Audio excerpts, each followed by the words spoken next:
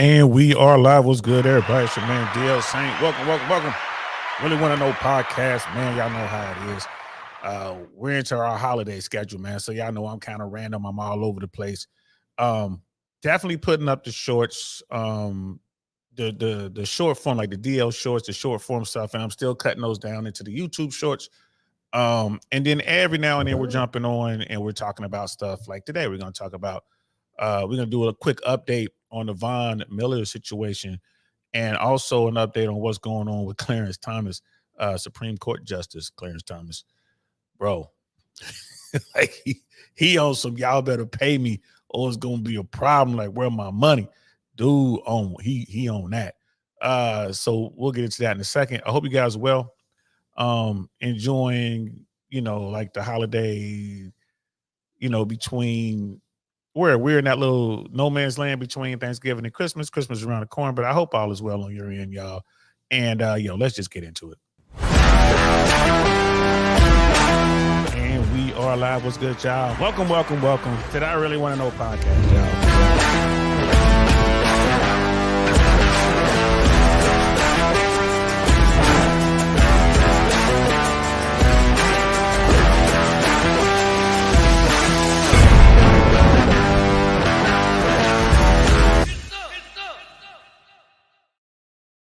Shout out to Shoo, man. I get so many compliments on that intro and the outro. Shoo, thanks to you. Shout out to Griot's Vision, who put all that together as well. Griot's out there in Texas holding it down. The photographer to the red pill world. Yo, if y'all got anything y'all want to get done, either just getting out there, getting some photo work done or getting some video work done. He does killer drone shots, all that. Like he can put it on, he can edit it. He has people that can sit there if it's, just make it happen for you. He is the man. So shout out to Griot. Shout out to Shoo. Don DeMarco to y'all. And remember, after the New Year's, we're going to get right back to the schedule. We're going to be Monday through Thursday, 6 p.m. Eastern Standard Time right here. I Really Want to Know. And then we'll also be hitting it pretty hard at least twice a week on Downrange Podcast. That's our other side over there where we just do all politics. So like today, we're kind of blending the two. We're talking about some, RP stuff. Like we're talking about what's really going on with Von Miller situation. And we're also talking about political stuff with the Supreme Court and Supreme Court Justice Clarence Thomas. So I'm just kind of blend the two together for this. But after January 1st, we're going to keep them separate. So appreciate y'all. Hope and again for supporting. We're almost up to 1,700 subscribers, guys. We're getting there, yo. Shout out to Fresh and Fit. Myron and Fresh always shout me out on their platform. Definitely the number one male improvement platform on YouTube. They're doing it. They're the originators, man. Everyone that out there is duplicating them to some extent, but they are the source. Shout out to Myron and Fresh. I was just in Miami this past weekend. I didn't get an opportunity to catch up with them. I was busier than I thought. I thought I would have some free time where I'll be able to kind of jump over there, maybe sit in on an episode or something like that. But it didn't work out that way. I was tied up in doing what I was doing, which is always good. You want to be at that point where like you're busy, yo. You know what I mean? That's where you want to get to. You want to get to where you're busy. Next time I'm down there, they'll definitely be priority and make sure go get, break bread or something. I'll make sure I go holler at my people. And I'm always texting. Shout out to Big Mo, Bills, Icy, Chris, the whole Fresh and Fit fam. They, like I said, they're doing big things over there. And, I always tell folks, go over there. Like I watched, actually, there was a after hours show on yesterday. It was pretty impressive. I actually sat there and watched it. It was really well done. They had some really sharp young ladies on the panel. They had one that was, kind of, right there on the boundary, but the rest of them were pretty sharp and open to the conversation. And it was a good conversation, man. So shout out to the Fresh and Fit podcast, that after hours, and all the young ladies that were there making that happen. That definitely get a Don DeMarco on that. Don DeMarco.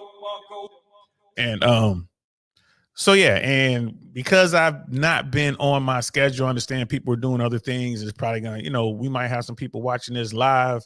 We'll probably have more people watching Team Replay. Just remember, after the first, we're gonna be here Monday through Thursday, 6 p.m. Eastern Standard Time, right here doing what we do. And you guys are gonna notice a slight shift. We're gonna really be talking about the dating world. We're gonna be talking about a lot of these, which have become red pill or manosphere talking points, but it's really just reflective of what's going on in the dating marketplace today. So we're going to be talking a lot about that. So and then we'll be talking about what's going on in the financial world every now and then. We'll have some random talks about, you know, UFO stuff or conspiracy theory stuff. We'll talk about like what's going on in the news with divorces and police being called, like this Von Miller thing. We'll talk about that sort of stuff too. But we're really going to be putting an emphasis on, how you should be moving in today's sexual marketplace. What are men and women dealing with out here in this new unregulated market that's saturated with technology, which is making it tough. We're going to be talking about AI and the effects of AI dating, all sorts of stuff, y'all. So that's what the focus is going to be in 2024. We're going to be looking at that. We're going to be talking to people who know nothing about this space, nothing about the RP talking points or the manosphere, and like kind of getting their take on it. I had a really good conversation with one of my close friends on Saturday. It's kind of breaking this down. And he was just, he's sitting there like, nah, bro, nah. And I'm like, nah, man, like, let's chop it up. Let's talk about it. And we had a good conversation. And, he's starting to see some of the stuff, man, because what people don't realize, right? There are guys out there who, they call them naturals. They just, for whatever reason, they've never been lacking when it comes to women and doing whatever, right? Those guys are in the top 20%. And what I mean by that is most women find about 20% of the guys, attractive guys they want to be with. And the vast majority of men, the bottom 80%, really don't get that much play. Women don't really see them. And people fight me they fight me on this when I bring it up, man, but it's real, yo. It's like, it's just what it is. And the guys who came up in that 20%, they honestly do not understand that. They believe that, well, no, all guys are getting on and this and that. It's like, nah, man. Like the fact that women are talking to you, the fact that you are sexually active means that you're in that top 20%. There's something about you that women want, and that puts you in the top 20%. The bottom 80% of men just don't get that kind of contact, man. So we're going to be talking about that moving forward going into next year. We're going to do a lot of in-person interviews. We got some stuff set up every Tuesday night here in Tampa. And our first official night is going to be January 9th. That's a Tuesday at Club Status. We are doing comedy. Shout out to my guy Darren. We're doing the comic arc. And, he has his own brand, has kind of been building this out. And he's the business brains behind it. And I handle all the talent. And of course, I'll be hosting the shows and, going out and seeking out the best comedy comedians, I should say, in Tampa every Tuesday, 8 p.m. The door is open. We're going to be doing our comedy show at Club Status, and that is on the corner of Armenia and MLK. For those in the Tampa area, mark your calendars. Can't wait for you guys to come out and see what we're doing. I used to do this in LA for decades, and now I'm out here in Tampa, and we just gonna get it popping. So that's gonna be every Tuesday. Now we have access to a nightclub, so I'm gonna be doing some in real life interviews, probably in one of the booths within the nightclub. I'll probably call it In the Section with Uncle Saint. Yeah, I think that's what I'm gonna call it, In the Section. And of course, we'll have bottles coming out or whatever, and I'll have some women and some dudes with us, and we'll have some conversations, bro. We'll sit there. This is gonna be pre-recorded at first, so maybe we'll do a couple of live shows, maybe one a quarter. We'll see how if I can work out the logistics on that. But it's going to start out pre-recorded, and we'll see how it goes. We'll put it out there, see how you guys like it. If people really like it, if it goes well, we'll figure out a way to go live. And I think it's going to be fun. I'm looking forward to doing it. We're going to be bringing in like just all sorts of folks from anywhere from doctors, lawyers, engineers to, OF girls, women who work in the exotic dance business, and so on and so forth, man. Just your random everyday chicken head. We're gonna have them all in there. Maybe not at the same time, but we're gonna have them all in there. You know what I mean, Mr. Pitt in the building, Pitney Jews in the building. What's good, fam? Good to see you. I'm doing well, man. How you doing, bro? How you doing? I figured I'll pop in so y'all don't, completely forget about me. I've been dropping the DL shorts, of course. I'm trying to do at least one a day. And we're gonna chop those down into YouTube shorts. But I wanted to jump on and actually, do a live, just make sure I remember what buttons do what, and I can still do the engineering part. So I still got to come up here and do something. So yeah, we'll probably do like maybe one or two lives a week until New Year's hit. Then after New Year's, we're back into our normal thing. So be looking for that, yo. And like I said, for you guys who in Tampa or you guys who plan to be in Tampa, maybe on a Tuesday, we do a live comedy show every Tuesday, 8 p.m. to midnight, Club Status in Tampa. I hope to see you guys there. And again, our first official show will be January 9th. We might do something on January 2nd, but that's right after New Year's. It's like, oh man, people are going to be partied out. But we might do something for friends and family just to kind of get in there and work out the bugs or whatever. So I'll keep you guys posted if we do it. Check my Instagram. I'll be posting on Instagram a lot. Reference that show. And if you're a comic and you're looking to get up and you want to do some time, hit me on Instagram, guys. Hit me up on Instagram. If you're going to be in Tampa on a Tuesday or whenever, like depending on who you are, and you want to perform, let me know, man. I really want to know podcast. All one word is scrolling down at the bottom right now.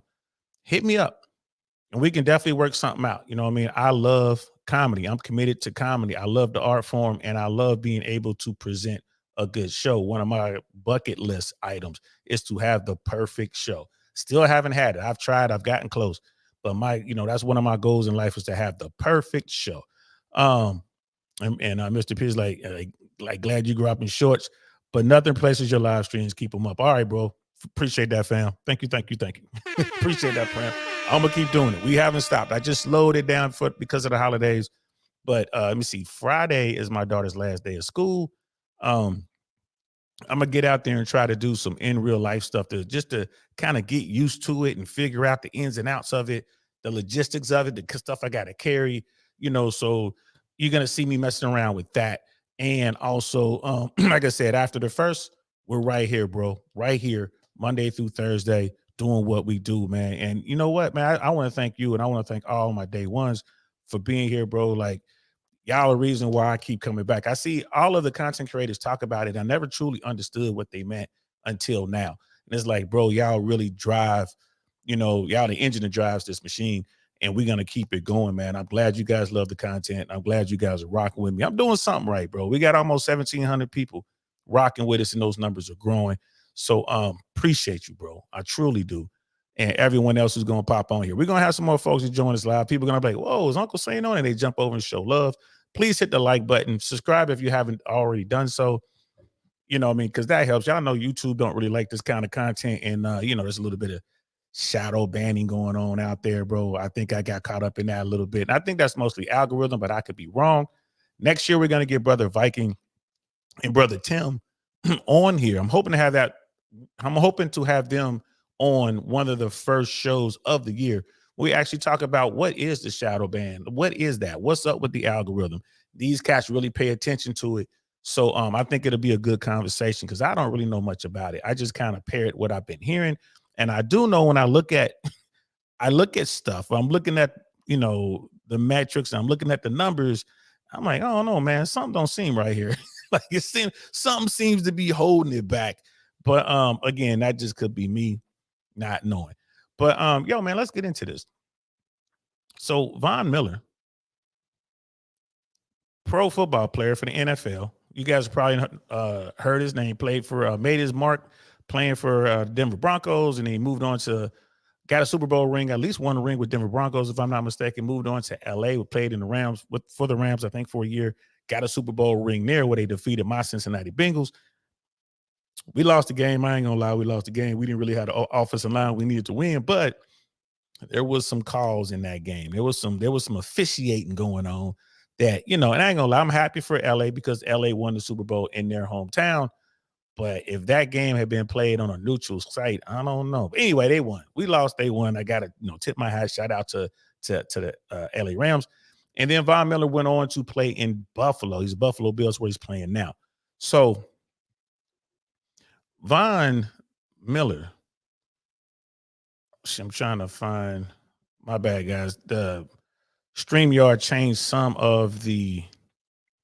Here we go. They changed some stuff up. So let's get into what's going on with Von Miller right now. And this article is from the Defector is how long can the NFL keep the volume down about Von Miller's arrest? So Von Miller was arrested in Dallas for allegedly committing domestic violence against a pregnant person. So let's kind of read this. We went over this when it first happened, and this is just kind of an update. And I just want to. So the first paragraph is about Von Miller. Von Miller is an all-pro linebacker, a Super Bowl winner, and the current NFL leader in career sacks among active players. He's a Texas A&M legend, a stylish figure known for his sharp glasses and love for Stetson cowboy hats.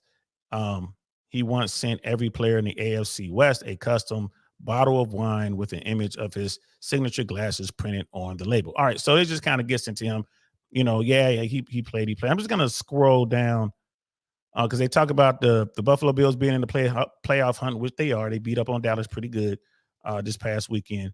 And then they kind of get into what happened. So here it is. Here's what happened according to the sheriff's affidavit, and this was in Dallas, as well as reporting by WFAA in Dallas. Dallas police officers wrote in the affidavit that the woman who has children with Miller got into a verbal fight with the linebacker in their apartment main bedroom because she did not want to travel on her birthday. She went into the office and slammed the door. The slamming door, police wrote, made Miller angry, and they went into the office and began yelling, and he began yelling at her to get out. The woman did try to leave, but as she gathered her things, Miller began shoving and pushing her. Police wrote that Miller also took out his cell phone to try to record what was happening while he continued to shove and push her. As this continued, per the affidavit, the woman told Miller, "Stop, I'm pregnant." All right, so this is what the police are saying. This was in the affidavit. Amid the pushing, Miller stepped on her feet, causing her to fall backwards into a chair. Miller then, per the affidavit, with one hand, began applying pressure around the complainant's neck for 3 to 5 seconds before letting go. The affidavit reported that the woman felt pain but did not have trouble breathing. When she tried to gather her things, Miller grabbed her phone and threw her laptop on the floor and stomped on it, according to the document. Right? So, yeah. Again, this is just to recap what happened. There was a 911 call. Police, because there was some sort of disturbance. When the police got there, Von Miller wasn't there, but it was at his residence in Dallas, his apartment, allegedly. And there was a woman there who says that she's 6 months pregnant, and she made these comments to the police, allegedly. Right. So, and she's saying these things that, Von Miller took her phone, was trying to record what happened, like threw her laptop on the floor, smashed it, and she's screaming, "Stop, I'm pregnant." Amid the pushing, Miller stepped on her feet, causing her to fall backwards into a chair. Now, Von Miller is one of the leading linebackers in the NFL. He's like he's leading the line. He's leading the NFL in sacks. This is a big dude. This is a very agile guy. This is, he plays in the NFL. So on the football field, he's very aggressive and he's serious about what he does. So when I hear stories, when I'm reading whatever, I kind of take that into consideration. You got a man of his size, his strength, his agility. He wouldn't have any problem whatsoever handling somebody smaller than him, slower than him. Especially if it's a female. He wouldn't have any problems whatsoever. So when I remember when I first saw this, I'm like, I don't know, y'all. I don't know. So but we're just reading the affidavit. This is allegedly what the police wrote because this is allegedly what was said by the person who was there when they got to the disturbance. Right. So Von Miller was asking her to leave, right? But she was there. He wasn't there. She was there when the police showed up. So it continues when she tried to get her laptop from the floor. Miller grabbed her hair, pulling out a chunk and causing her to fall.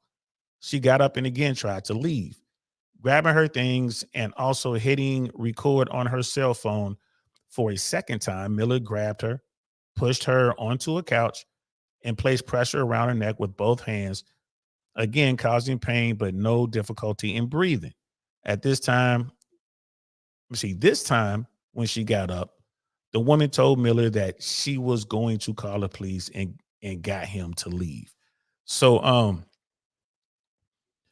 again, like when I'm just trying to make this make sense in my own head, bro. Like, okay, what are we doing here? Like, like okay, like Von Miller would have absolutely no problem if he wants to put his hands around someone's neck. He can render said person unconscious in a matter of minutes, right? I mean, there's nothing you can do about it. He could do that with other grown men. So I don't know about this, man. I don't know about this. Last good man in Jersey's in the building. What's good, fam? Appreciate you stopping by, dropping a like, man. Truly appreciate you, man. Anybody who does not know, man, please go over and check out the Last Good Man in Jersey. You want to know about traveling abroad, getting your passport out and going to the Philippines to meet you a beautiful Filipino woman. That's the guy to talk to. He and I get into it all the time. If you want to try that whole passport bro thing out or whatever, you just want to broaden your horizons, go check out Last Good Man in Jersey. Check out his site on YouTube and check out his Instagram post. I'm sorry, check out his shorts on YouTube as well. He talks about that. Really, really cool, brother. Thanks for coming through, man. Appreciate you. I know you're busy. It's like just stopping by to drop a like, man. Appreciate that. So at this point, she said, I'm going to call the police, right? The woman did call the police. WFAA in Dallas got a copy of the 911 audio. I heard the audio. I heard the 911 call. Very, very, very calm voice. Like, yeah. I'm going to link this in the description so you guys can go listen to the 911 call yourself. I thought about playing it on here, but like I said, YouTube is really watching me, so I'm real careful as to what I put on for, demonetization purposes and like that. And worry about copyright and all that. So this article will be linked in the description. You can open up the article and then you can hit the link to the WFAA in Dallas broadcast, which highlights the 911 call. And there's also it's subtitled because it's very, very low. You can barely hear at points what's being said. But anyway, she makes the call in 911. And in it, a woman's voice can be heard telling the dispatcher that my boyfriend was choking me, hitting me. In the audio played by WFAA, the woman doesn't sound afraid, but she does sound upset. And I can definitely co-sign on that. Yeah, she didn't sound afraid. She wasn't crying. She wasn't hysterical. She didn't, she wasn't breathing heavy like she was running or anything like that, but she did sound mad. She was, it was one of those, yeah, very matter of fact, this is who it was. This is their name. This is where we are.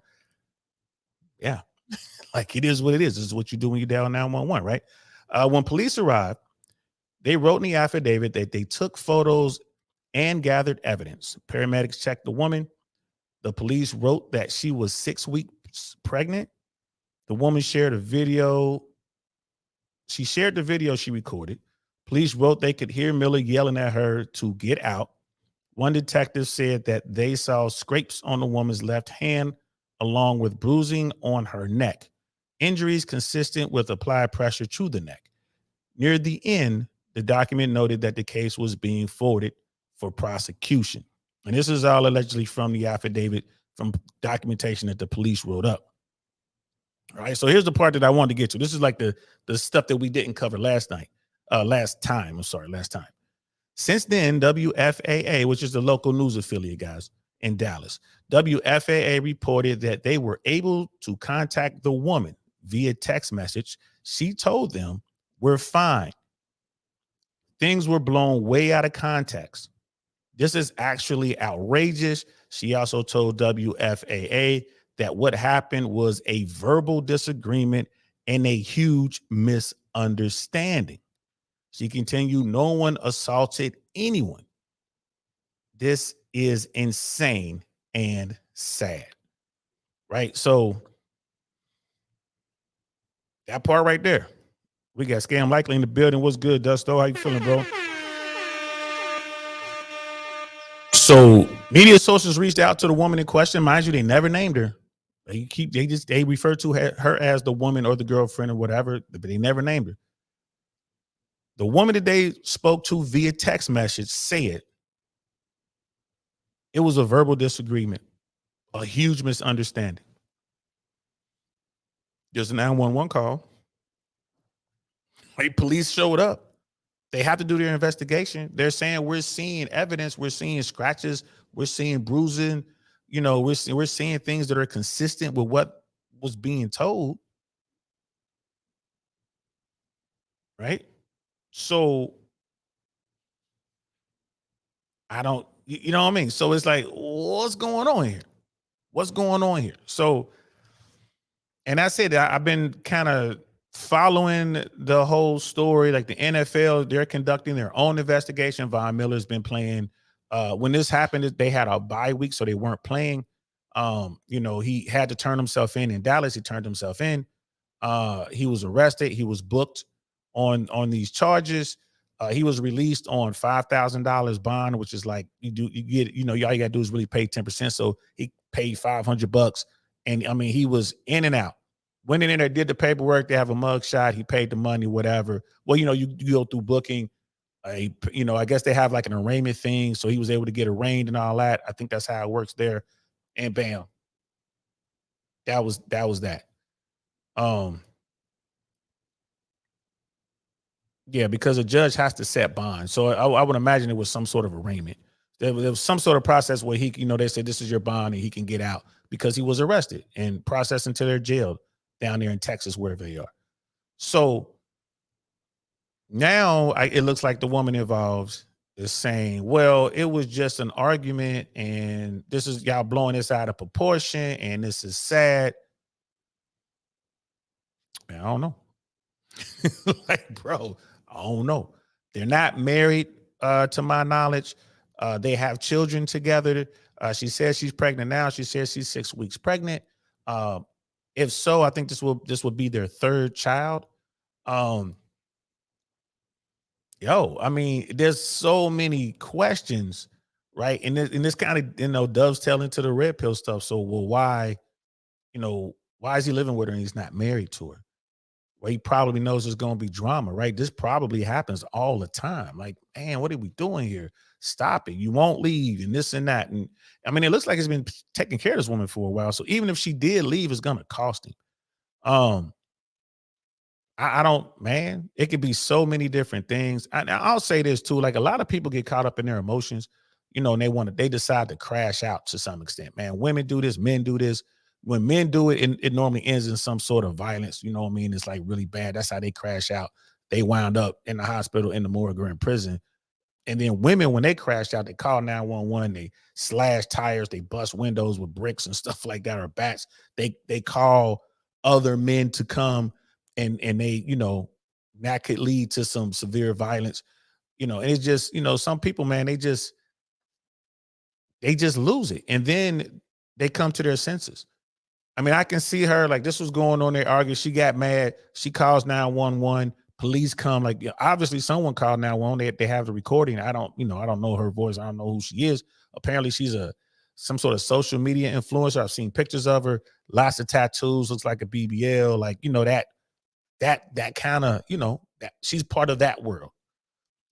Doesn't look like someone who's God fearing church woman. Nah, doesn't look like that at all. It's more of the you know YouTube thing and out there doing whatever. I don't know if there's an OF involved, anything like that. I don't know about that. I didn't delve into it too deep, but I did see pictures, tats, everywhere. Like I said, the enhancements here, the BBL back there.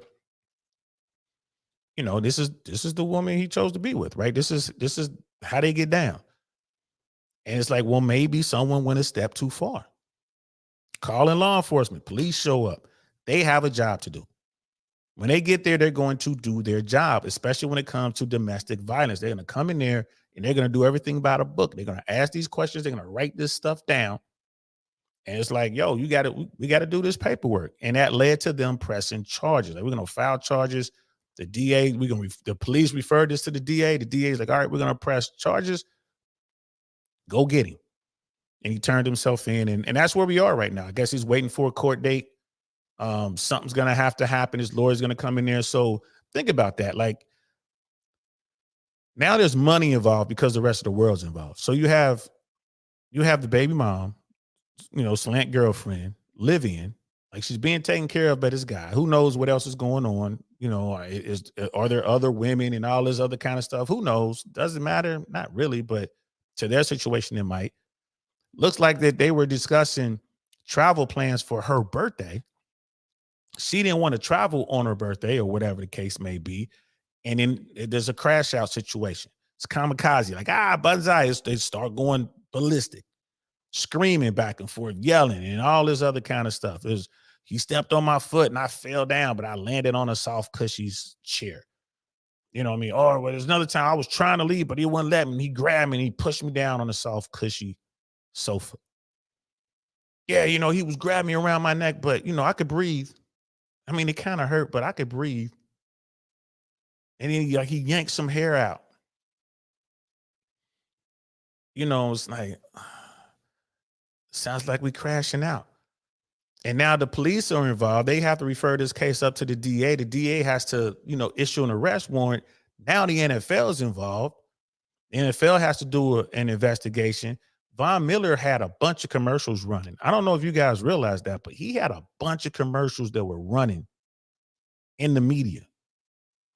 Like remember that one commercial campaign when you throw the red flag, like in football, when you throw a red flag from the sidelines, that means that they're going to review a play or whatever. You disagreeing with what the call was made and you want to see a review. So I forget someone has a campaign where they throw a red flag, and it was Von Miller and another football player, and they show up at the stadium and they're wearing the exact same outfit, head to toe.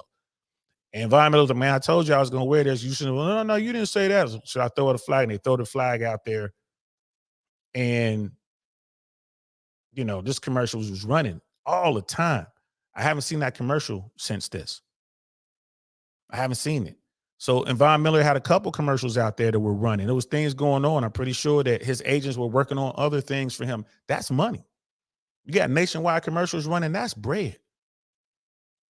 Right? So you have a crash out moment. Now he done lost that money. Okay, they don't want to use him anymore. So you done lost the sponsorship. Who knows how many other sponsorships? They were talking about his wine. Well, maybe people don't want to be involved with that. You can lose sponsorships around your wine. Now that's coming off the market, right? That could possibly happen. You can get suspended by the NFL. Football players don't play. They don't get paid. They have their minimums with their guaranteed money, but they got to play. So, and he can't, get his bonuses if he's not on the field. So that could happen. He could wind up getting suspended by the NFL during, we're getting close to the playoffs. So that's money. So it seems to me that maybe there was a crash out moment, and then she came to her senses, or someone in her crew was like, hey, you messing up here. Called the police, they done did this and that. He pays for everything. If he don't get no money, you don't get no money. What are you doing? Oh, I better fix this. Well, it's out of your hands. I mean, I don't know how the prosecution thing works. They can, but she would be the star witness. If she refuses to step forward, or she says this was not a big thing, then I'm pretty sure the case should be thrown out. But I don't know. But in the meantime, he has to pay for that criminal lawyer. He's probably going to have a couple of lawyers, right? He's got to pay for that. And again, there's been a dent in the armor, so to speak, as far as going out there and winning more sponsorships. Who knows what sponsorship was on the table? And now the deal might be dead because of a crash out moment. You got to be careful out there, people. Men and women. I'm talking to both. Men and women. You got to be careful out there. Control your emotions. Don't crash out. Especially if you're completely dependent upon the person that you're talking about going full kamikaze on. Here you screaming bonsai about to just rip everything apart because you mad at 3:00 p.m. Come 4:15, you're like, what? What's the problem? I ain't mad no more. That's my baby. Well, your baby just got locked up. Or that led to some sort of car chase, which led to some people getting hurt, which led to that. You know what I mean? That one moment can just mushroom into something way worse. You do not want to bite the hand that feeds you, right? Even if, going through the court system, I'm sure even she's not married, but 2 kids that are here, possibly a 3rd child on the way. That's a lot of child support money. But he can't pay that money if he ain't working. So if something like this were to happen, he gets kicked out of the league, like no one wants to take him at this phase of his career, which is he's getting towards the end of his career. No one wants to take him. He don't want to take on the risk. Now what? He ain't got the money. And you done messed up all of his outside money, right? He's not going to be able to get a job commentating or anything. All that stuff that he was working on, gone because you had a crash out moment. Now what? What are you going to get? Well, I'm guaranteed 45%. I'm not the greatest at math, but 45% of nothing is nothing because you crashed out. So that's the latest with Von Miller. I don't know what's going on. We're going to keep our eye on it. I'm not seeing a lot of people talking about it. Media in Dallas is talking about it a little bit, and media in upstate New York, where the Bills are talking about it, and some media outlets in Denver, because I think allegedly something happened years back in Denver. Oh, here's right here in 2021, when Miller was playing for the Broncos in Parker, Colorado. Police investigated for what they never publicly said, and it looks like whatever they were investigated, it was possible domestic abuse. And his girlfriend at the time was on social media saying that there was no abuse, and they dropped whatever they were looking into. Whatever it was. So they said the investigation was closed. No public paper trail was ever left behind. There was never a citation, nor an arrest, or a filing. And Colorado law does not provide extensive public access to law enforcement records. So people can't do a Freedom of Information Act and get whatever it is the police were looking at. So there was a little bit of coverage in Colorado, like in the Denver area, because of that. But no one's really talking about it. No one's really talking about it right now, man. So be careful. We could tie this back to what Myron Gaines is always talking about on the Fresh and Fit podcast. Like, don't live with women. This is one of the things the Tate brothers talk about this too.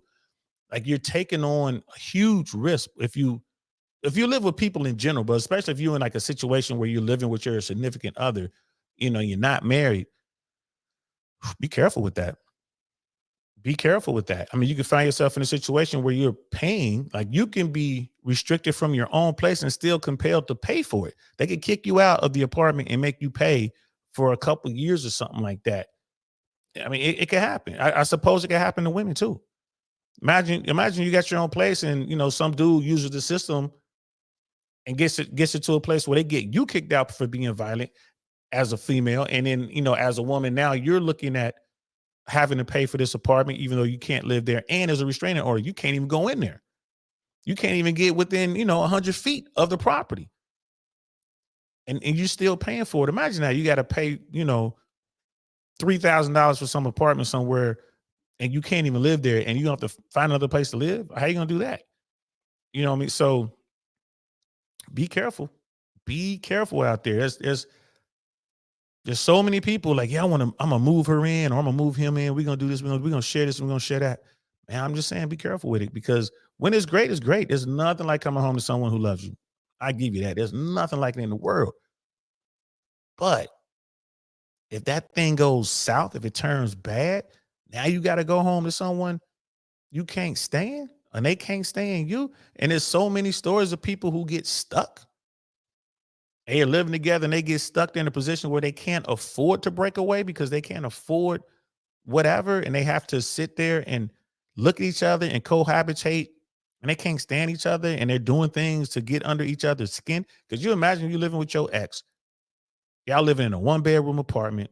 Y'all got to figure out the sleeping arrangements and whatnot. And your ex decides to bring over a love interest. Because how you gonna deal with that?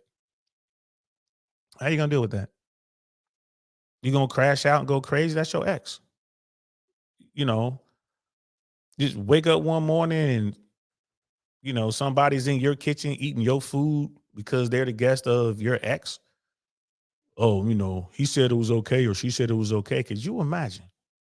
Stuff turns up missing. Could you imagine?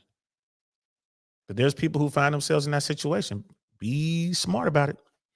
Be smart about it. I wouldn't do it. I wouldn't cohabitate like that. Keep your own place somewhere and y'all can, like, all right, I got a spot over here. I got me a little studio or whatever. And I'm over here with her and we're doing everything. If it don't work out, I can go back to my studio. I have an out. I'm gonna leave myself an out here. I'm working with a net. But I mean, and people can say anything they want to say, bro. Just like that Major League Baseball guy who's dealing with a woman who outright lied, cost him like $50 million. The National Baseball League, MLB, they put him out. Major League Baseball wouldn't let him play. Wound up going, I think, to Japan or something like that. Fought this thing for years, paying attorneys and this and that. And then it finally comes out that, yeah, she did, in fact, lie. And everything she said was untruthful. And he cleared his name, but it cost him $50 million. And it probably cost him, he was peaking in his career. This guy was like a Cy Young winner when he was playing for Cincinnati Reds. And he went out to the LA Dodgers. He just fell for this young woman. And she was a wolf. She was a predator. She got him. She wound up getting a few $100,000 out of it through her, if I remember correctly, through her insurance. She had some sort of insurance policy, which paid her out like $300,000. But, he could have got a judgment against her, but she never would have been able to pay that $50 million back. Nothing happened to her. She didn't get, arrested for anything. She wasn't, the prosecutor's office never, filed charges for all of the false stuff that was going on. Right. He had her in his space, man. You gotta be careful. Brother Dino Dinosaur's in the building. What's good, fam? Yes. I might have to. I was gonna wait till New Year's, but you know what? I after talking to you, Brother Dino, and talking to Brother Pitney, I guess I'm gonna have to just get back to doing these lives, bro. I have to get back in. I'm gonna have to get back to doing these lives at least 1 or 2 a week until New Year's. But appreciate you, man. Yeah, ask Jonathan Majors. That's right. Marvel Kang. Yep. And Creed about his girlfriend. Career's done. Yep. That's another one, bro. That's another one, bro. I loosely was following that. Loosely. And then they were talking about the video footage and all that. And you could see her chasing him for like blocks, bro. That's another one, man. You gotta be smart, man. Like, especially if you got something, man. If you out here earning, you have to be smart. And like you look at something like him, Jonathan Majors. They said he's guilty, and then when you actually look at what they charged him of, he was looking at 2nd and 3rd degree felonies and stuff like that, which is they're like misdemeanors on steroids, but they're felonies, bro. They go on your record. He may never make another Hollywood movie, bro. He was getting up there to about $15-20 million a movie. He may never make another movie. Now, I don't know what was going on in that situation. I didn't follow it at all. But now that it's over, I might go ahead and just, brief myself on it, kind of look at it. But look what he was doing, man. Look what he was doing. A lot of, it is what it is. And I'm not trying to beat up on women, but I look at a lot of these cases, like a lot of women get out of it. And I think the rationale is they rather have 100 women come forward and lie on a man and get away with it than have one woman who's actually a victim, not get away with it. You feel me? Like they don't want one victim to go unhelped, but they'll allow, 99 women out there who are lying to get away with it. I think that's wrong. I think they should investigate that. Like if they can prove that you lied and you filed false statements and you did all this stuff and you coerce other people into your lie with you, and you use the legal system as a weapon against someone and they can prove it, you should have to answer for that. You should have to answer for it. And then you look at someone like this Jonathan Majors guy, you look at it, and then the Major League Baseball pitcher, all right, and then you look at what's going on with Von Miller. There's so many men like who are making money, powerful men who are just losing money over these situations where someone crashes out, man. Someone goes full kamikaze on you, man, screaming bonsai and just blow everything up. Even though it means that they're going to lose too, they just blow it all up, man. Bonsai. So all you're doing is running around screaming bonsai. Gotta be careful, man. You just don't know. You just don't know. And if we're in a society where people know that they can get away with this sort of behavior, they're going to do it, man. They're going to do it. They are 100% going to do it. It's like they got everything to gain, absolutely nothing to lose. Look at that girl out in LA. Look at the girl who lied on Andrew Tate. I mean, absolutely. If she got what she wanted, she would have gotten hundreds of thousands of dollars, if not millions of dollars, from Tate to avoid all this. He said, no, I'm not going to pay you. He wound up going to jail for months. Right? He's out now. He was on house arrest. Now he's free to go anywhere in Romania, and pretty soon he's going to be free completely, man. The whole thing is going to go away. But look how much money that cost Andrew Tate. Look what happened to him. And this woman outright lied. She's done it multiple times. Allegedly lied. But she's done it. She's allegedly done it multiple times here in the States. Right now, she's making her way abroad. That woman's down in Miami. If you don't punish people for their bad behavior, they're going to continue doing it, especially if they can get a payday out of it, bro. It's like, well, I'm just going to do this. And if I'm successful, I'm going to get this money. And if I'm unsuccessful, ain't nothing going to happen to me. At least I'm going to get the clout. I'll probably be able to get dudes to feel bad for me and send me cash apps or whatever, or start an OF or whatever. So it's crazy, man. You know what I mean? Legal Bites has a brilliant breakdown of the case. I'm going to have to check that out, man. I'm going to check that out, brother. Appreciate you. I'm going to definitely check that out. I want to just, just kind of see what happened from the beginning to the end. You know what I mean? It's like and it's sad, but you got to be careful. And a lot of people, like, a lot of dudes like, well, I don't have money like that, man. I don't have nothing to worry about. Like, well, a lot of times it's not about money. They just want to hurt you. And there's different ways to do it. They just want to hurt you, bro. And it could cost you whatever money you have trying to clear your name, or you might wind up sitting down. You might have to do a little bit of time behind it. Imagine that. You go to an attorney, like, I want to fight this. And the attorney's like, your best option is to go ahead, go do 3 months, and this is all over. And then 6 months after that, we can get the charges, expunged from your record or something like that. That might be the play. So I got to go to jail. You know what I mean? It's like, bro, I got to go to jail. Like, yeah, bro, we're going to get you in like a little camp or something, minimum security facility or something like that.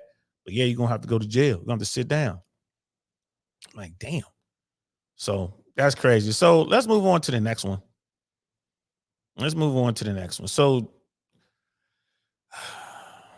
Clarence Thomas, bro. Clarence Thomas. Like, I did a show on this when the allegations first came out of him taking bribes and doing whatever he was doing. So I was talking to my buddy Jay Swans about this 2 days ago. And then I saw that this was on Breaking Points. And, I'm like, man, I'm going to have to talk about that. That's what drove me to do the live tonight. Like, I wanted to talk about this. It's like, bro, Judge Thomas threatens quitting to get rich, man. So this is Breaking Points. I'm going to link this in the description as well. Please, please, please go over and subscribe over there. Go to their website, and actually, if you can afford it, actually become a supporting member. I like the way they cover the news these days, because things are so polarized. I consider that Sagar and Crystal are pretty moderate to me. They're doing their best to report the news, but they, especially Crystal, sometimes her emotions get the better of her when she's talking about something. But for the most part, they try to stick to the facts, and they try to back up everything they say. I like them. I really consume a lot of their content. I like what they're doing. So they were talking about Judge Thomas, Joe. Let's check this out. This is just crazy. Let's talk about this new report from ProPublica with regard to Justice Clarence Thomas. Let's put this up on the screen. ProPublica has, of course, been doing a deep dive into the many luxury vacations that he has taken that have been footed by various wealthy individuals, Harlan Crow in particular, the funding of his mother's house, the payment of private school tuition, the offering of a generous loan, which he maybe never had to repay for this luxury RV, etc. Well, now we are getting some insight into when all of these perks and all of this cash began to flow. They say here, a delicate matter, put the tear sheet back up on the screen, a delicate matter, Clarence Thomas's private complaints about money sparked fears that he would resign. What they track here is a conversation that he had in the early 2000s in which he expressed concern to a Republican lawmaker that he didn't make enough money and then he might have to resign from the court so that he could go and earn sufficient cash.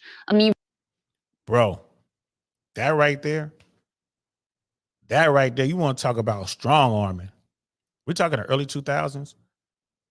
So it's like, yeah, man, if y'all want me to be y'all, this conservative judge on the bench, remind you back then, they couldn't afford to lose a conservative judge. It was tight, but the liberals pretty much ran the court. They couldn't afford to lose him. And he's like, yo, if I don't get no bread, man, I ain't eating. If I don't eat, I'm about to go. And it forces all of these 1%ers to figure out a way to handle that. And how did it manifest itself? It manifested itself in them paying outrageous amounts for real estate for him, paying for school tuition for him and his family, getting people hired in positions and paying them way more than the position was supposed to be, the salary, demands, paying them more than that. Loans. Yeah, I'll loan you the money to go buy that. Man, that's a real strong arm right there, bro. That's a real strong arm. Like, if y'all don't give me this bread, man, I'm going to step down. I'm going to step down while there's a Democrat in the White House. So the next person to come in here is going to be a liberal. Or I'm going to step down where the Democrats run the Senate. Right? And they have a margin in the Senate and they have a margin in Congress. So we ain't get, so whoever they pick is going to get confirmed unless y'all pay me. Man, that's gangster as hell. Let's continue. Read to you this first quote that we pulled, put it up on the screen. After almost a decade on the court, Thomas had grown frustrated with his financial situation, according to friends. He'd recently started raising his young grandnephew, and Thomas's wife was soliciting advice on how to handle the new expenses. The month before, the justice had borrowed $267,000 from a friend to buy a high-end RV. That is a fancy RV. And bro, he's like, man, let me hold $300,000, get this RV. Oh, 300,000? Man, oh man, we got brother Lou in the building. What's good, bro? Clarence Thomas is all about those tax-free benefits. Facts. I would be about that too, man. Like I said, bro, this is morally wrong in my book. And he knows what he's doing. This is wrong, bro. Taking full advantage of the situation. Y'all gonna pay me or I'm gonna walk, which is gonna leave y'all in the lurch. I know what I'm doing. Y'all gonna pay me. I need a $267,000 loan right now so I can get an RV that I want. $267,000 RV, man. That's insane, bro. Back then, the average house wasn't that much. Early 2000s.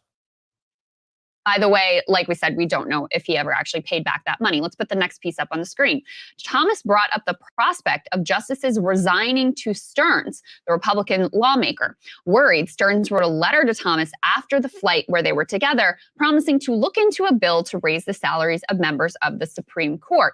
Put the next piece up. Congress never lifted the ban on speaking fees or gave the justices a major raise, but in the years that followed, as ProPublica has reported, Thomas accepted a stream of gifts from friends and acquaintances acquaintances that appears to be unparalleled in the modern history of the Supreme Court. Some defrayed living expenses, large and small, private school tuition, vehicle batteries, tires, other gifts from a coterie of ultra-rich men supplemented his lifestyle, such as free international vacations on the private jet and super yacht of Dallas real estate billionaire Harlan Crow. Now, we all know about that part because that was the story that broke earlier this year about taking these gifts and, you know, the exclusive parties and the yachts and the private jets and the hotels and all the rest of it. Man, this dude, remember when me and Jay Swans had that show, we talk about America. In America, either you pimping or you being pimped, right? Clarence Thomas pimping the 1%, pimping the conservative side of the 1%. He pimping them right here. Man, y'all gonna, hey, what y'all got on my jet, homie? What y'all, you know what I mean? He deboning them. That's my yacht. You know what I mean? Y'all gonna pay. Hey, my tires are flat, man. I need an oil change. I need to drive a $300,000 RV. And these dudes are just paying like, yo, somebody got to take care of my grandnephew tuition at this expensive school, whatever. This elite school. And they doing it. This is why we got to get money out of politics, bro.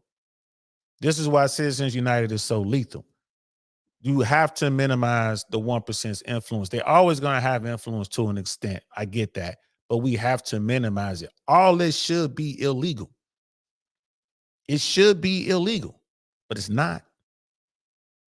And he got the rest of the court justices up there who they got money. They paper it up, but they're like, bro, you messing up our situation. There's other things we trying to do. We can't do it now because you shining this light. You over here making all this noise. Right? He out there, he the plug out there with all the flash, making everybody look. What's dude doing over there with that? You know what I'm saying? Dude riding up in a Bugatti. How dude get that Bugatti? How'd he get this house over here, man? We need to look and see what he doing.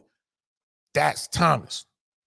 The rest of them can do that because they came from money. Yeah, it ain't enough for them to buy $1 million car. They came from money. If they ain't got the money, they spouse got the money. Thomas, man. Like, this is why we got to take as much money out of the political system as possible.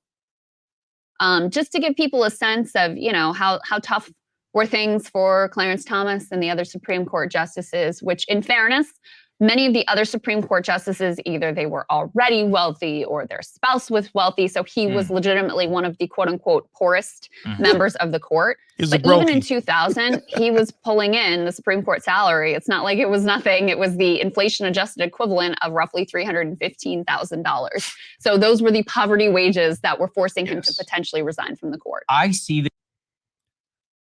Dude bringing in $315,000 a year. And that ain't enough. That ain't enough. Nah, bro, I need this, I need that. Or I'm gonna have to go out here and get it. If he was really all about the money, he just would have stepped down. He would have, I'm out. I'm gonna go out here and get this bread. But he didn't step down, did he? He's like, nah, I'm about to pimp these dudes. I'm finna pimp these people. Watch this. Watch what I do. Watch, they pay me $1 million for that house over there that's only worth $58,000. Watch this. I bet you I get that jet all to myself and I ain't paying for the gas. People talk about like private jets, man. Yeah, it's one thing to get the private jet, but you got to pay for that fuel. You got to pay for the maintenance. You got to pay for that crew. That's where the real money comes in. That's why you're paying $50,000, $60,000 to fly a Global Express from LA to New York. You paying for, I mean, they break it down per hour. This is how much it costs to operate this aircraft per hour. There are cheaper airplanes out there. They may not have the range. You may have to stop, refuel, and continue on. But if you want to do that, you want to fly around a Boeing business jet, you want to fly around in someone's private Airbus, man, that's going to cost bread. And he like, watch, I'm about to get this money. He just hit him with some, I mean, shit, that's some super pimping right there, bro. Somebody give him a gold cup. This with public officials all the time. And I think to really explain the phenomenon, you have to understand the water within they swim. Is on paper, they're important, but they make an upper middle class salary. Let's be real too. It's a pretty good salary compared to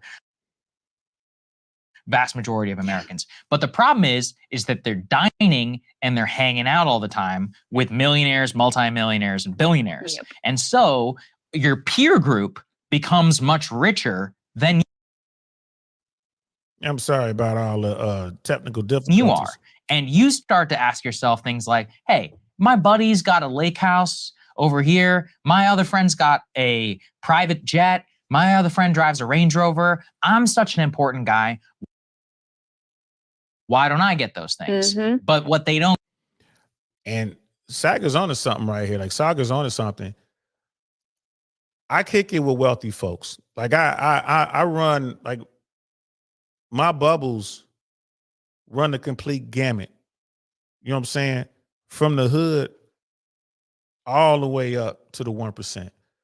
And I'll be out kicking it with folks who won't hesitate to drop $5,000 on dinner.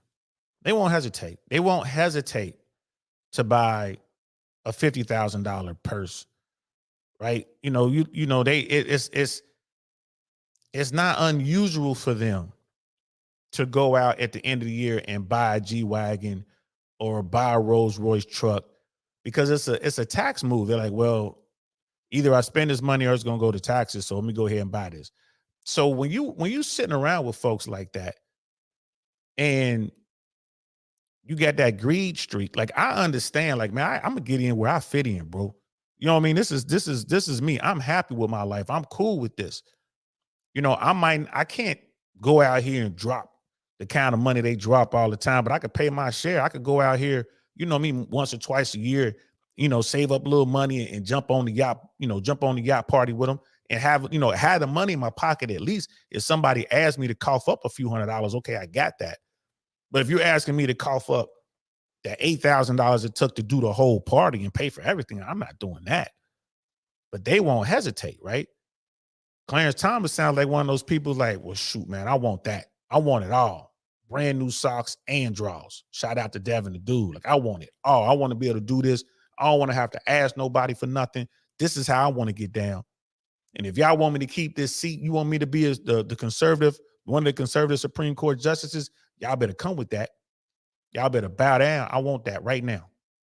I want it right now. Somebody give me $267,000 right now. Imagine that, $267,000 to buy you an RV. Yo, dude talking about, you know what? I need to go to the Maldives right now. And I don't want to fly on your private jet. I want you to fly me on your private jet to a point, and then we're going to take your yacht the rest of the way. And like I said, he don't want to have to ask to do it. That's what he's trying to get. Like, he want to be a billionaire. And the billionaires are like, we got to do something to keep him in here. That was the early 2000s.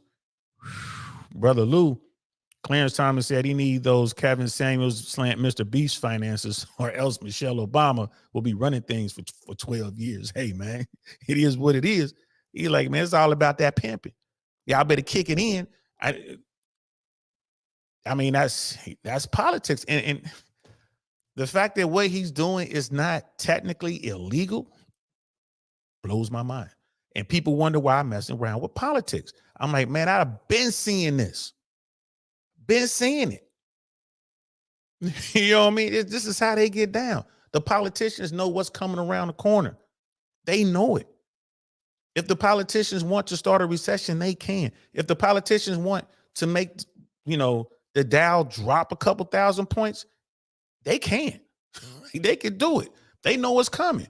Oh, look out, man. We about to release to the world that there's a dirty bomb on the loose somewhere. It's, like Russia missing some uranium. We think we think Hamas has it. They got this information. What they going to do with it? They're going to get all their money out of everything that's going to tank. 18 hours later, it tanks. You feel me? Everybody else takes the L, but they sitting on that bread. That's how the system works. And that's American politics. That's American politics, man.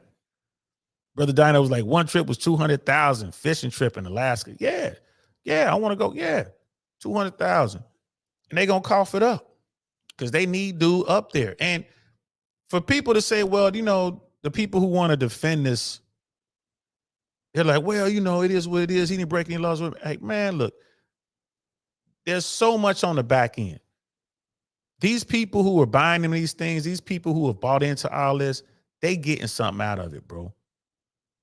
They getting something out of it. So when their major corporation has something before the Supreme Court, they got at least one guy on it, and trust and believe he's not the only one in their pocket. He's not. People be thinking like, oh, it's just a couple, you know, judges and politicians like that. You know, nah, man. The 1% got the vast majority of elected officials in their pocket. Why? Because you need vast sums of money to run and keep your seat. You need a ton of money to get there, and you need even more money to stay there. It takes a lot of financial support to keep your seat in the Senate, to keep your seat in the House of Representatives. It takes a lot of money. It takes a lot of money to keep people that you know would do a better job in the seat. You got to keep them away. It takes money to do that. They don't want to get someone who's going to be good for the state of Michigan to be one of the senators for Michigan. They don't want to send somebody, you know, I mean, from Utah to be a part of the House of Representatives is only going to look out for their constituents back in Utah. They don't want to do that. They want to send people there who are open to taking this money so they can, hey, I got this person in my pocket. So when I need a certain law to move a certain way, or I needed to get buried in committee or whatever, I can pick it up.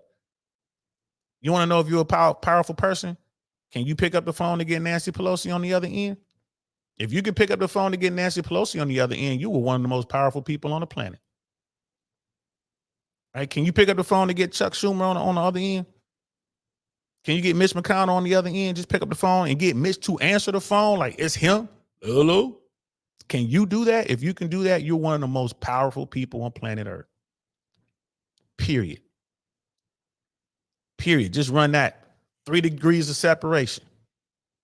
You can reach out and get anybody. If you can get them 3 people on the phone, they could get you anybody on the phone. 3 degrees of separation. Like I said, it's just the way the game is played, man. I ain't mad at them, but it's not good for America. It's not good for Americans. We got to do something about Citizens United. Don't get is that you are welcome to any of that. You just have to leave. But if you left, then you'd have to compete in the marketplace and buy your own business, or at the very least sell out and be corrupt, and you wouldn't have the same level of power. You don't have the power. So they want to have it both ways. He wants to both be a household name and to be a Supreme Court justice and have all the accoutrement of the super rich. Yeah. To which, again, I say, Clarence, resign. You can live a great life, man. By all accounts, he loves his RVs and the motorcycles and all that. He could quit today and he'd make 10 times more money, you know, just on the speaking circuit. Instantly. But he doesn't want to do it because he loves being on the Supreme Court. And this is where it really annoys me about it, is these guys just simply have to accept that being in public service means taking a huge cut to your lifestyle. So be it. I don't even necessarily think it should be that way. I think that we could come up with all kinds of different systems, because my want is to remove corruption entirely from the system. But I also just have such a hard time, even explaining it this way, not sitting here and saying $318,000 in adjusted income. That's a ton of money. Yeah. That's enough. You could make a mortgage, you could buy a house, and you could make your dumb, payment on a less higher end RV. You could afford a $100,000 RV. Mm-hmm. Why do you need a $267,000 RV? This is where I just think they want like absolute limitless of the resources of what they swim in. And I'm sorry, that's just not how America works. Or become rich first and then do it. That sounds like a tried and true strategy too. There are a lot of middle-class people out there who are able to afford a, reasonably priced RV. And this is not even Clarence middle class. Thomas, $315,000. Surely you would have been able to, pursue your passions in that regard. I thought some of the quotes in this piece were remarkable. This Congressman, Florida Representative Cliff Stearns, who they describe as a vocal conservative, who at that time in 2000 had been in Congress for 11 years and occasionally socialized with Justice Thomas. He said that in an interview with ProPublica about this exchange where Thomas is saying, I might resign from the court because I'm just not making enough cash. He said, quote, his importance as a conservative was paramount. We wanted to make sure he felt comfortable in his job and was being paid properly. And that right there, bro. That right there. I mean, when I love America, and like I think American politics are fascinating, but we gotta get the money out of it, man. We talking about a lifetime position. He's on the Supreme Court of the United States of America, and he's like, I will only stay here as long as y'all pay, as long as y'all pay me. And I'm supposed to believe that he's doing America's business, and I'm supposed to believe that all is he thinking about is the law. I'm supposed to believe that? Like, nah, bro. All he's worried about is who's gonna pay for his next toy. And what gets me is, okay, so you got the conservative 1%ers, but where the liberal 1%ers? Go out there and buy him. He obviously for sale, go buy him. Like, man, what you need? We can get you that RV. Oh, you got to ask to use dude's jet? Man, I got a jet over here. You can use it anytime you want, bro. Here go the crew. You can use it anytime you want. But we're going to need you to vote this way on that. We're going to need you to block this, or we're going to need this, down the third. Buy him. If that's the case, liberals, play the same game. But that's a very slippery slope. Very slippery, very slippery indeed.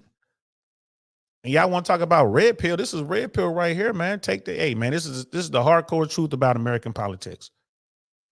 Clarence Thomas is up there pimping the 1%, bro. The man's making $300,000 a year, a little over $300,000 a year. But he got people buying him $300,000 RVs. They quote unquote going to loan him the money. Access to everything he possibly needs, bro.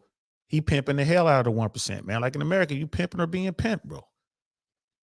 And Brother Lou, to be fair, those Kevin Hart level RVs are like ranch 4-bedroom palaces. Hey, man, for real. They nice. The ones that widen out, bro, those things are incredible.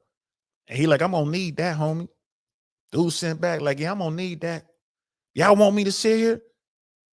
I'm just saying. Somebody better show up with that RV. I'm going to need it to be this.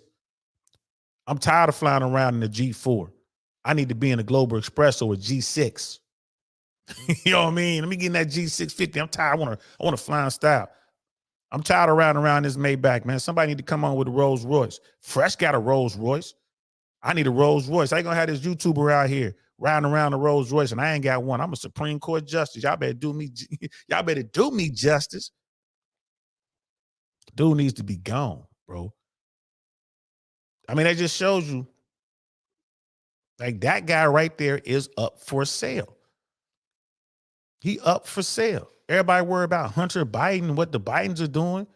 I mean, shoot, man, they could buy, they could easily buy a Supreme Court justice. I mean, man, how cheap is a congressman or congresswoman? How cheap are they? How much is a senator? You see what I'm saying? Like, it's like the whole thing is up for sale. And it's like, bro, to me, that needs to stop, man. Got to take the money out of politics as much as possible. You just have to. They're still going to find a way. They're going to find a workaround, but you got to take the money out of politics. And when we're talking about the Supreme Court, I mean, that should be like the least amount of money ever. If you find a justice, a Supreme Court justice who's getting these kind of gifts and making these kind of statements, that person needs to go. That person needs to go. Wonderful 34's in the building. What's good, pimp? Always a pleasure to see you, man. Good to see you, man. Thanks for popping in, man. Appreciate you. Everybody's saying I need to get back to these lives, bro. So I'm gonna get back to the lives. I've been getting the DMs. Thanks. Everybody like, yo, you good? What's up? I ain't seen you. Like, my bad. Just, end of the year, just taking it slow. But I see now I'm gonna have to get back to it. So the break's over for me. I'm gonna get back to it, y'all. I'm gonna get back to these. And this show right here, this portion of the show, this is what we're gonna be talking about over on Downrange Podcast. This is like the 100% political stuff. And then the stuff that we were talking about earlier with Von Miller, we're gonna keep that over here, and I really want to know. Anything that has to do with dating, when you look at anything that has to do with the family court system, divorce court, or whatever. Who's that? Al Pacino and his girlfriend. Like, Al Pacino's baby mom had his baby. Al Pacino's what, 70, 80 years old, something like that. He's up there. His girlfriend's like 50 years younger than he is. They just had a baby. and he's paying $30,000 a month, and I think plus expenses. But I know it's $30,000 a month. I know he bought herself. She got to find a place, and he bought it for her. I think it's in LA. I want to say Santa Monica. I could be wrong. And then he's gonna take care of the child as far as any extracurricular activities and schooling and all this other kind of stuff, man. So it's like $30,000 a month plus. Like, I mean, think about that. Like, that's what, $360,000 a year for 18 years is gonna go to her for having his baby. Good for her. I ain't mad. Good for her. You know what I mean? Good for her. But bro, you could be playing in the, I don't know what the league minimum is in the NBA, but it's got to be close. Like she's making, that's good bread. That's good bread. And then you throw on top of it throw the property on top of that and the travel expenses and all that. She wants to take a vacation with the baby. I'm pretty sure dude's gonna pay for it. I ain't mad if you can get it. But that's the kind of stuff we're gonna be talking about on I Really Want to Know. Brother Lou, Colorado Supreme Court just ruled Trump can't get on the ballot. Woo. Sleepy about to get that second term. Man, I don't want Joe Biden in the White House for a second term. I really don't. But if Trump, I guess the question becomes, can Trump win without Colorado? Was Colorado slated for the Democrats anyway? So think about that. Trump can't get on the ballot in Colorado, but let's say he wasn't going to win Colorado anyway. Does he still have a road to victory? Because he's still going to run. Does he still have a road to victory without Colorado, man? I wonder. I don't know. I got a show loaded up. We'll probably do it tomorrow. I'm going to be back tomorrow. We'll talk. We'll do another show to split between Downrange and I Really Want to Know. We'll do another 50-50 show. And we'll talk about the polls show what states Trump will win. It's slated to win, and what states Biden is slated to win. And it looks like that Trump, if the race were tomorrow, Trump will win the electoral college. I want to say Colorado was slated for Biden. So we're going to have a look at that, bro. We're going to have a look at that. Like, he can't get on the ballot in Colorado. He might be able to run and win without Colorado. Wouldn't that be something? So we're going to talk about this tomorrow. We'll do another 50-50 show tomorrow. We'll talk about some red pill stuff, and then, well, it's red pill either way. It's red pill politics and then red pill dating. So we'll talk about this tomorrow, man. But wow, Supreme Court in Colorado ruled that Trump can't get on the ballot. And yeah, I'm not a fan of Joe Biden, man. I just don't believe that Joe Biden is the best we have to offer. I'm not crazy about Newsom, although he's probably the most polished and the guy who would make the most noise, probably get the most money. I don't know what Democrat I would like to see in the White House. Certainly not Kamala Harris. I'm not a fan of Harris. I can't think of a Democrat right now that I would like to see in the White House. It's crazy, but definitely don't want to see Joe, man. Just too old. Brother Jack Black, one of the nights in the building. What's good, fam? He was like, how would that work indeed, bro? Don't know. I mean, because if that's the only ballot he can't get on, I mean, he could. And then if he could carry the electoral college without Colorado, he would still win, right? I mean, I don't know, man. This Donald Trump plus is in a funny situation because no one knows how things will work. We've never dealt with a candidate like this before, right? So that's going to be fun. We'll get into it. Maybe I can find some people going into next year. I'm definitely going to be looking to talk to some more politically savvy folks, do some interviews. Trust me, we're going to go hard on Downrange, especially this election year. We're going to go hard. And we try to bring the best perspective that we can. Like I said, you guys know I'm a registered Republican, but I'm no Trumper. And I stay as far as I can away from the Tea Party movement and the Trumper movement and all that kind of stuff. I don't rock with that. I'm more of your traditional type of conservative. But I vote my pocketbook, and I vote what's best for my family. So I got no problem at all voting for a Democrat or voting for, an independent or whatever. I got no problem whatsoever. I'm not the guy that's going to stay home like, well, I'm a Republican. I can't never vote for a Democrat. I'm not that dude. If the Democrats saying the right stuff, I'll vote for them. The Republicans saying the right stuff, I'll vote for them. Their records bear out that they're speaking the truth, I'll vote for them. That's just how I get down. You know, and Brother Jack's like, is it even constitutional for a state Supreme Court to determine federal elections? The states run the states, man, and the states, you know, the states get to determine how they render the vote or how they allow people to vote in their state. So I think so. It's their state. The federal government can't come and say you have to put this person on your ballot no more than they can say you have to make, you know, you have to allow this person, you know, who lost the election to be governor in your state. But you have that's a good question, bro. That's a good question. We're gonna find out. You know what I mean? Brother, look, I want DeSantis in there. His face alone would yield hours of comedy material. Yeah, bro. I'm not a DeSantis fan. And he has all kind of problems down here in Florida.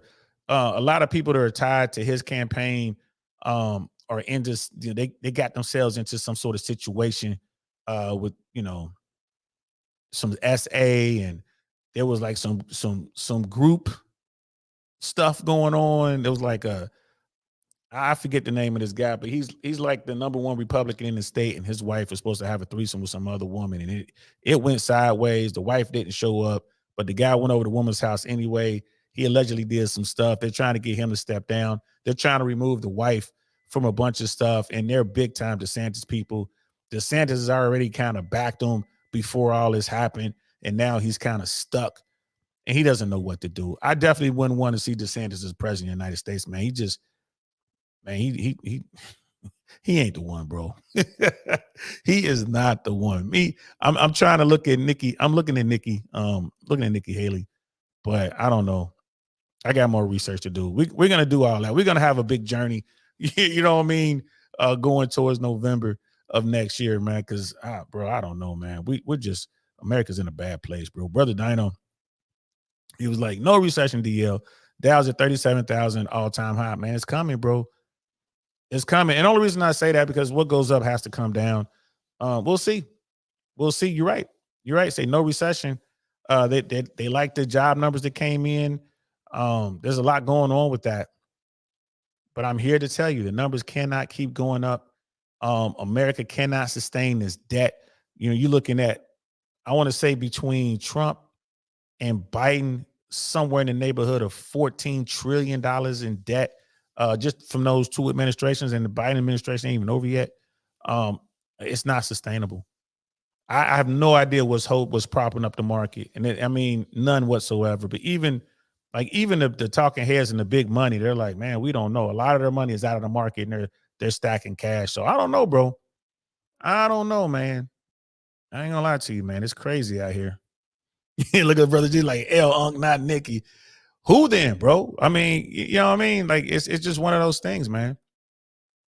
Like, I'm looking at her. I got to go into her history, but okay, then who? You know what I mean? Christie? I mean, who? I mean, that just, and then when it becomes more apparent, like if Colorado begins a string of states that won't allow Trump on the ballot, that's going to force the Republicans, you know what I mean, to really figure out who the front runner is going to be. Yeah, I don't know, man. I gotta say, bro,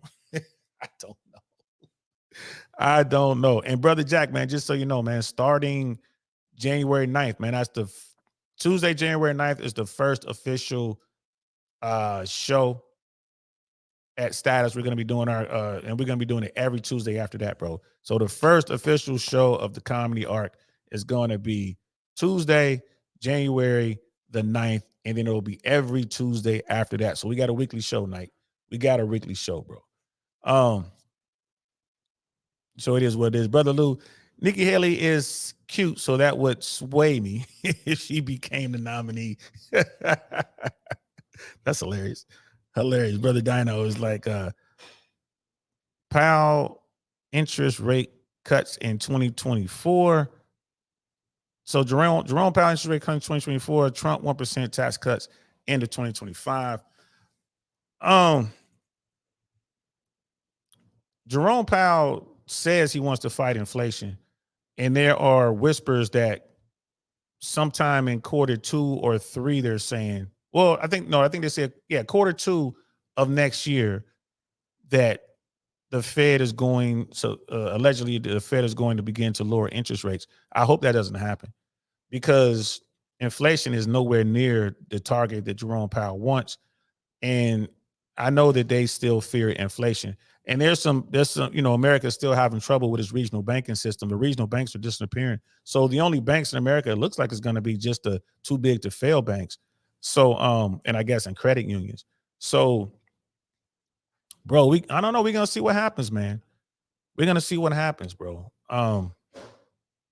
It's just crazy, man. Like, I don't know what else to say. It's crazy. There's no one out there who can say this is what's going to happen, because all this is unprecedented. All of it, every single bit of it is unprecedented. No one knows what's going to happen. No one. So we're just going to have to wait and see. It's going to make for great conversation. We could be like Brother Lou, man. We can vote for Nikki because she's cute.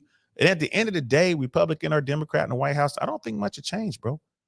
I really don't think much will change, because you got people like Clarence Thomas out there doing their thing, and you got all these elected officials who are collecting money from the 1%. So I don't think anything is going to change, to be honest with you. They're going to figure out a way to spend money, Republican or Democrat. Whoever's in power, they're going to spend more money, and eventually America is going to drown in its own debt. That's what I think is going to happen. So, like I said, man, it's the end of the world as we know it, and I feel fine. I tell you this, they drop interest rates. If money gets cheap again, Uncle Sam's going to make some power plays. I'm going to get out here and do what everybody else is doing. Get some of that free money and go out here and start some businesses and get some stuff cranking and try to get into the 1%. It's crazy, man. It's absolutely crazy. Yeah. So I don't know. That's that. Well, let's watch the last little bit of Breaking Points, and then we'll wrap this up. I mean, that's as much a direct acknowledgement of this whole scheme as you could possibly get. At the same time, they say during his second decade on the court, after this conversation, Thomas's financial situation appears to have markedly improved with the help of his wealthy benefactors. I added that part in. In 2003, he received the first payments of a $1.5 million advance for his memoir. That was a record-breaking sum for justices at the time. This is interesting to me. Ginny Thomas, his wife, who had been a congressional staffer, was by then working at the Heritage Foundation and was paid a salary in the low six figures. So his wife gets a nice gig as well, paying her well. He's getting these dozens of expensive gifts. Bro, hold on. So they managed to move his wife into a gig that's paying the low six figures. And it's like, okay, what do they consider low? We're talking 100, maybe 200,000. So let's say she's getting 160 and he's making 340. That's $500,000 household. You see what they're doing? They're doing everything they can, man. You talk about he's pimping on the highest level possible, bro. I didn't know you can pimp like that. Somebody need to get him a furry hat and a green suit. Of which were never reported to the public. And so it seems like this circle of conservative donors, in order to ensure that he, and apparently the other justice they were concerned about at the time was Scalia, didn't resign and stayed on the court, because Clarence Thomas indicated like, oh, it's not just me, it may be also at least one other justice who would resign, and Scalia was the other quote unquote least wealthy of the justices who were on the court. And so they ramped up their gifting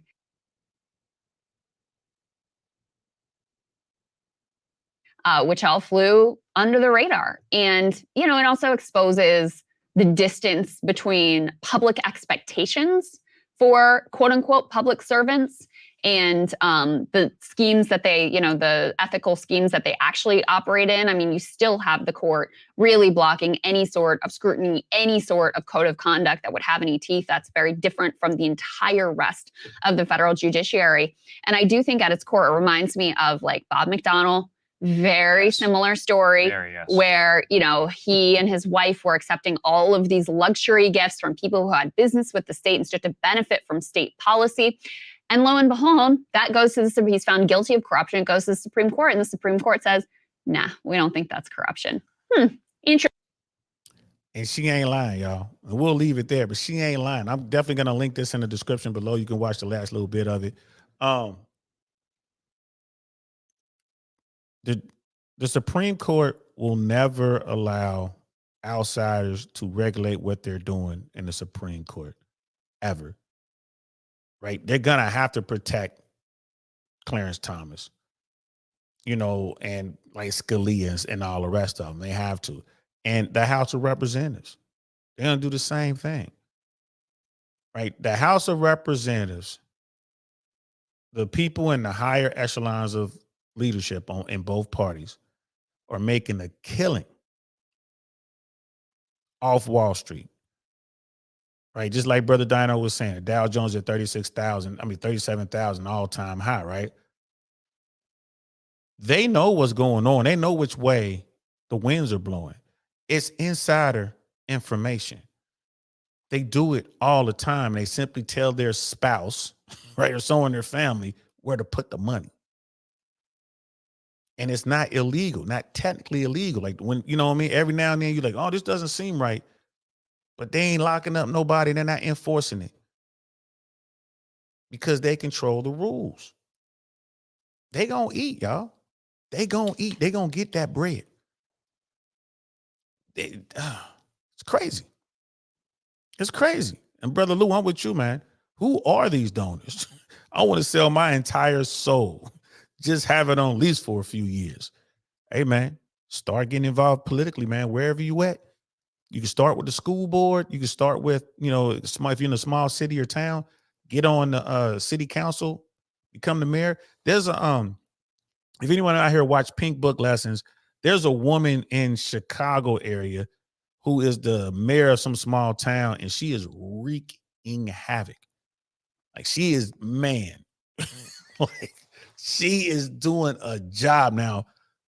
I believe that they're going to get her eventually. Like she's locked out elected officials. She won't let people look at the money. She's spending all kind of money on this and that. She has just raided the city coffers, and she is like just getting into them. And yeah, man, you got to check it out. You know what? I'll link that in here because that's from Pink Book. I'll link that in here in the description too if you guys want to take a peek at it. They've done a bunch of shows. As a matter of fact, Stephen Cornelia just did an expose on her. So man, they're calling her the 304 Mary and all this other kind of stuff. Man, she is an absolute tyrant what she's doing, but she's getting bread. You know, so you know what you got to do is kick off your political career. Start winning some races. Start making some noise. Show that you can earn. It's kind of like being in the mob. If you show them that you can generate money, like you can earn, you can get people to come out and fundraise, and you can get this and that. You can say the right things. If you could do that, you become an earner. They move you on up, bro. They move you up, right? From a soldier, all you get up to a capo. They're gonna move you up, bro. They're going to just keep moving you up. If you can prove that you can earn, man, you're going to make you a made guy. You're going to be a made guy, and then you're going to be like the rest of them. Don't get it twisted, man. You look at AOC. I like AOC, but she's a made guy. You know what I mean? You just like Ted Cruz. He's a made guy.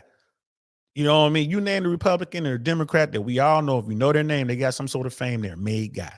What can they do? They can earn. They're bringing money in, and they're going to get into positions of leadership, and they're going to be entrenched. AOC, I don't see her leaving DC for 50 years. What is she in her? She's barely in her 30s. She might give her 40 years, give her good 30, 40 years. I don't see her going nowhere. She's entrenched. She's going to wind up in leadership or whatever. It is what it is. You know, you got some people who think they can earn, look like the Bobarts of the world. They get in there, nah, they ain't real owners.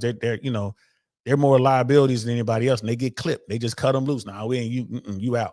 We're getting rid of you. The Trumpers, they just get clipped.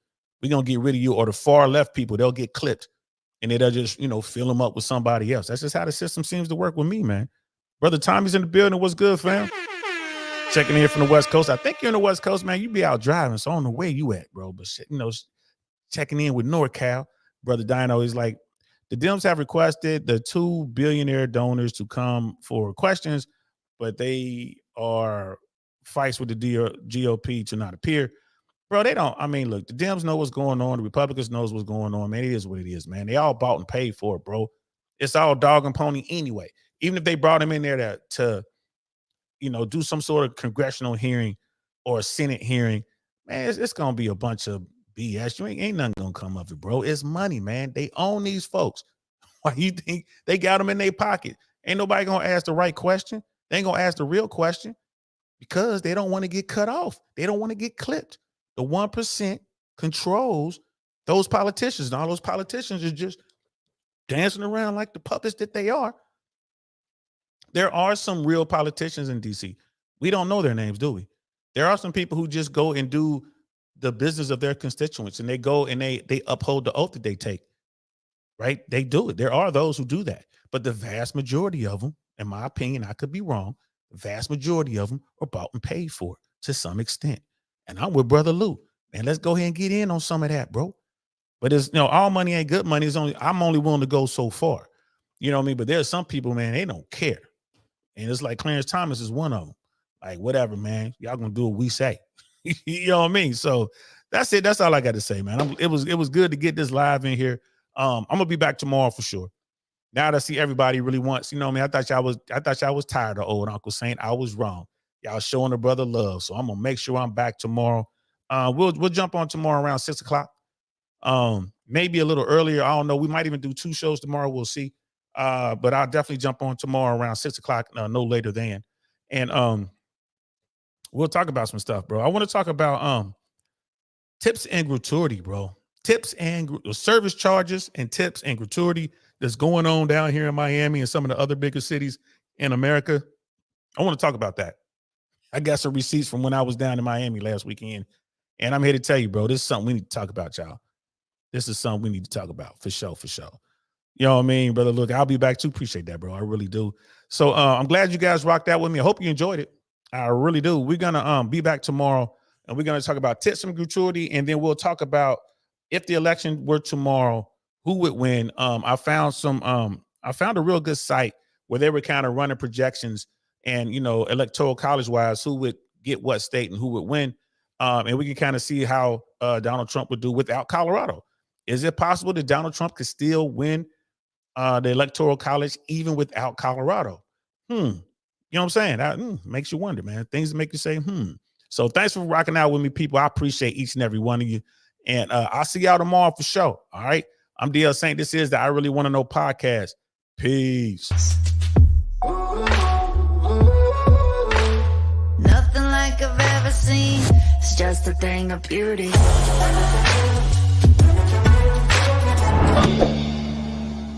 Darn, that's the end.